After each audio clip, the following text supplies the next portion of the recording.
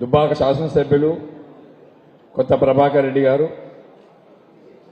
గౌరవనీయులు, ఉద్యమాలలో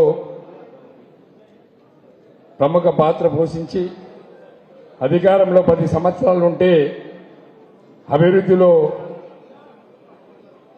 రాష్ట్రానికి ఆదర్శంగా నిలిచినటువంటి వ్యక్తి ఈరోజు ప్రతిపక్షంలో అధికార పక్షాన్ని ఊపిరి తీయకుండా గట్టిగా పోరాటం చేసి ప్రజల పక్షాన నిలబడుతున్నటువంటి గౌరవనీయులు పెద్దలు హరీష్ అన్న గారికి,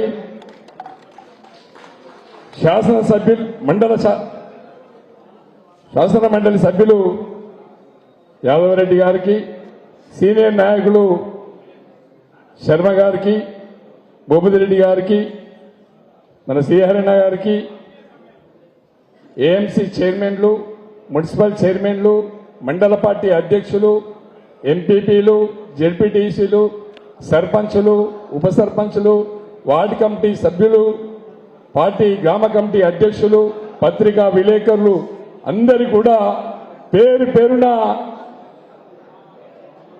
నమస్కారం తెలియజేస్తూ, ముఖ్యంగా గౌరవనీయులు కేసీఆర్ గారు 2001లో ఈ ప్రాంత ప్రజలు, ఈ ప్రాంతంలో ఉండే రైతాంగం, రైతులు చేసుకునేటువంటి ఆత్మహత్యల్ని చూసి, ఈ ప్రాంతంలో ఒక గోదావరి నది ఉంది, ఒక కృష్ణా నది ఉంది, 2 నదులు మన జీవ నదులుగా ఉండి ఈ రాష్ట్రంలో ప్రవహిస్తూ ఉంటే తెలంగాణ రైతాంగం ఎందుకు ఆత్మహత్యలు చేసుకోవాలన్నటువంటి చలించినటువంటి నాయకుడు కేసీఆర్ గారు.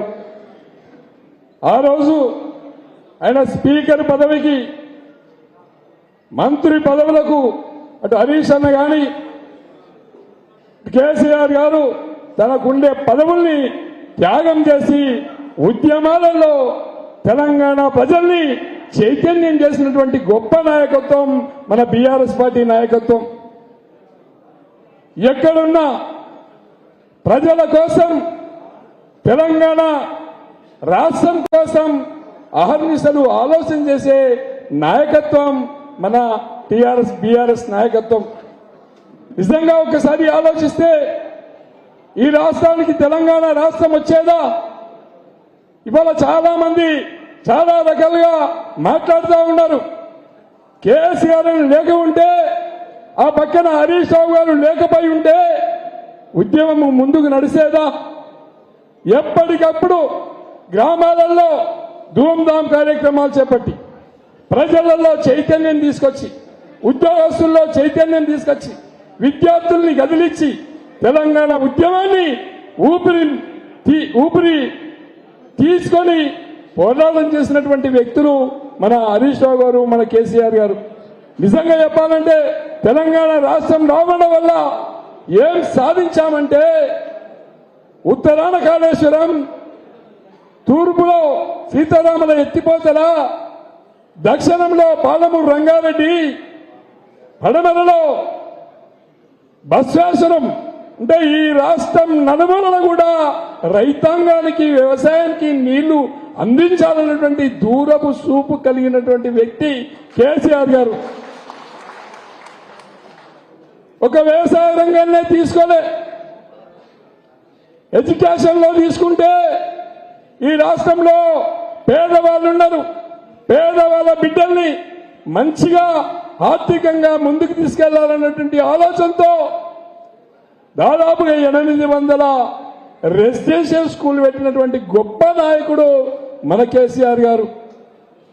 అదే కాకుండా ఒక వ్యవసాయ రంగం, ఒక ఎడ్యుకేషన్ రంగంలో కాకుండా హైదరాబాద్ లో కానీ గ్రామీణ ప్రాంతాలలో తీసుకున్నట్లయితే మంచినీళ్ళు లేక మా అక్క చెల్లెళ్ళు బిందెలు తీసుకొని రోడ్ల మీద తిరుగుతూ ఉండ్రి.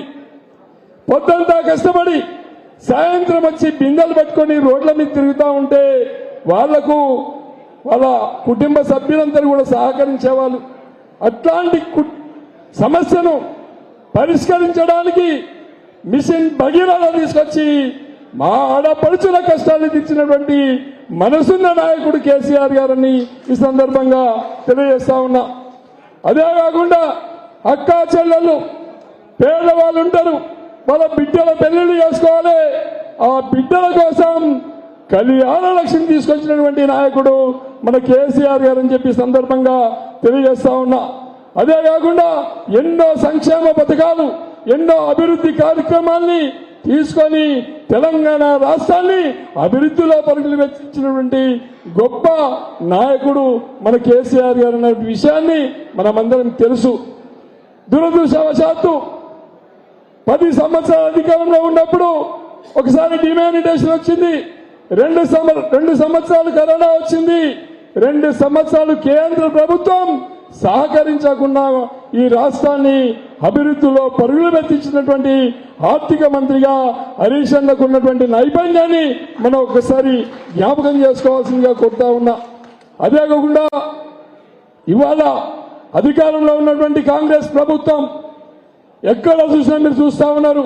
10 మాసాల కాలంలో ఏం సాధించారు, ఏం ముందుకు తీసుకెళ్లారని ఒక్కసారి మనము ఆలోచన కాదు.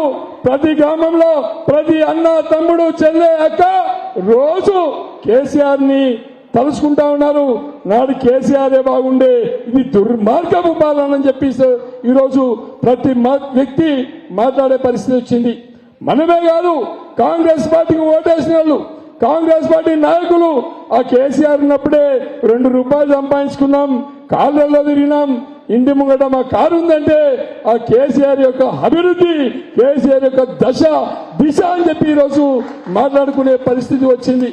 నిజంగా చెప్పాలంటే తెలంగాణ రాష్ట్రం వచ్చినప్పుడు ఈ రాష్ట్రంలో 3 లక్షలకు, 1,00,000 రూపాయలకు, 2 లక్షలకు ఎకరం ఉన్నటువంటి భూమి 4 కోట్లు, 5 కోట్లు, మరి కోట్ల రూపాయల భూములు బలుకుతామంటే దానికి కేసీఆర్ తీసుకొచ్చినటువంటి అభివృద్ధి నలు దిశలా ఏ ప్రాంతానికి వెళ్ళినా కూడా రైతు గల్ల ఎగిరేసుకొని తిరిగే పరిస్థితి వచ్చిందంటే కారణం అది కేసీఆర్ గారు, టీఆర్ఎస్ ప్రభుత్వం అని చెప్పి కూడా గుండె మీద చెయ్యి పెట్టుకొని చెప్పుకున్నటువంటి పరిస్థితి మనకున్నది. ఆ ధైర్యం మనకున్నది. రేపు స్థానిక సంస్థల ఎలక్షన్లు వస్తున్నాయి. స్థానిక సంస్థల్లో సర్పంచులు గెలవాలి, మండలాలు గెలవాలి, జిల్లా పరిషత్ గెలుచుకోవాలి. మరి హరీష్ అన్న నాయకత్వాన్ని తెలంగాణ రాష్ట్రంలో 4 దిశలు వినిపించే విధంగా ఇక్కడ ఉన్నటువంటి నాయకత్వం పనిచేయాల్సినటువంటి అవసరం ఉందని చెప్పి ఈ సందర్భంగా తెలియజేస్తా ఉన్నా. నిజంగా చెప్పాలంటే ఓటు అడిగే రైట్స్ మనకు ఉన్నాయి. ఎందుకంటే ఒకప్పుడు గ్రామాలలో మంచినీళ్ళు లేక ఎన్ని అవస్థలు పడేవాళ్ళు, రోడ్లు లేక ఎన్ని ఇబ్బందులు పడేవాళ్ళు. అలాంటి గ్రామీణ ఆర్థిక వ్యవస్థను బలోపేతం చేసినటువంటి నాయకుడు మన కేసీఆర్ గారు. మహాత్మా గాంధీ కన్నటువంటి కలలు నిజం చేసినటువంటి నాయకుడు కేసీఆర్ గారు. దీన్ని దృష్టిలో పెట్టుకోవాలి. రేపటి ప్రాంతంలో మన జిల్లాలో, మన ఉమ్మడి జిల్లాలో అన్ని 3 జిల్లా పరిషత్తులు గెలుచుకొని ఏ విధంగా అయితే హరీష్ అన్న మరి ఎమ్మెల్యేలను బ్రహ్మాండంగా గెలిపించుకున్నాడు, అదేవిధంగా 3 జిల్లా పరిషత్ గెలిపించడానికి మనమందరం కష్టపడి హరీష్ అన్నకు గిఫ్ట్ గా చేతిలో పెట్టాలని గట్టిగా చప్పట్లు కొట్టి ఆమోదం చేయవలసిందిగా మీ అందరినీ కోరుకుంటా ఉన్నా.